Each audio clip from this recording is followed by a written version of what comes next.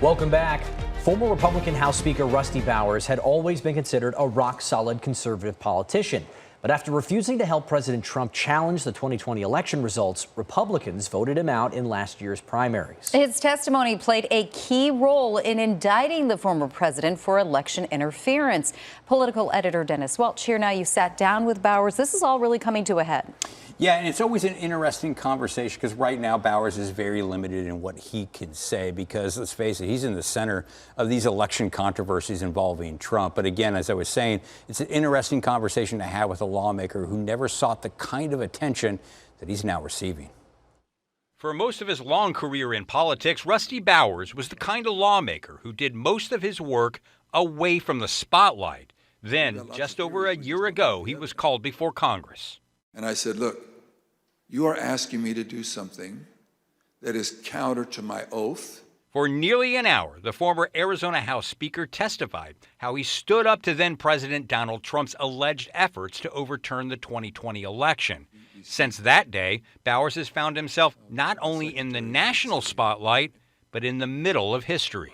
He put country before party by refusing attempts to decertify the 2020 election and overturn the will of the people.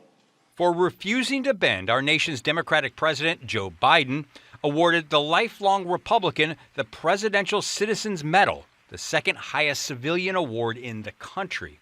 And last month, prosecutors in Fulton County, Georgia, cited Bowers' testimony as part of their 41-count indictment of Trump for election meddling. I'm very, can I say that one more time? Very hesitant to cast any thought on how I think about that situation. For now, Bowers declines to share his thoughts beyond what he told Congress because he could be called as a witness in Georgia or even the federal case against Trump. But during our lengthy interview, Bowers suggested that his part in this historic story that continues to play out may not be over. There's legalities and things that are coming require a legitimate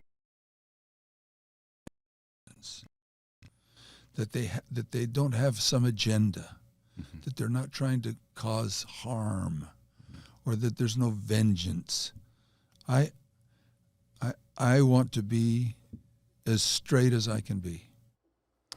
Now, that interview was part of the latest Politics Unplugged podcast, which is available this weekend. You can download that on Apple, Spotify, anywhere else you get your podcast. Back to you guys. I see that there's a lockdown now, but do you think eventually he'll be able to or willing to be more candid? Yeah, he's very clear in that interview. You can tell he wants to talk more about what's going on and reveal some of more of his thoughts. But again, you heard him just say that he doesn't want to be seen as somebody who's got an axe to grind.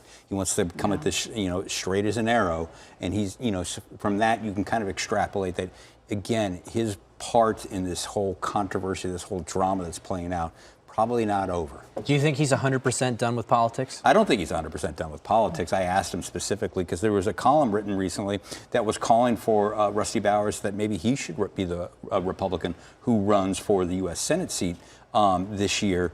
I asked him about that, asked him about future in politics, and he didn't shut the door to anything. Very interesting. We'll have to listen to the podcast. Thank you, Dennis.